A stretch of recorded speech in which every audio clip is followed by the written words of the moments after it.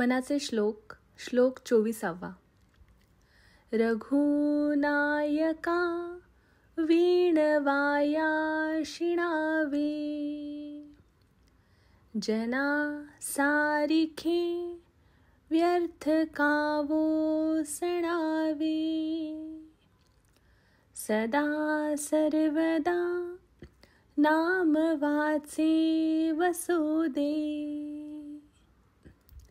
अहंतामणी पापिणी ते नसुदे.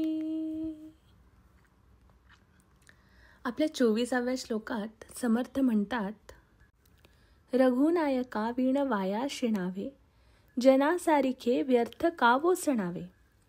याचा अर्थ असा होतो की राम कार्याखेरीज कोणतेही काम करणे म्हणजेच आपला वेळ वाया घालवणे आहे व वायफळ दमणे आहे.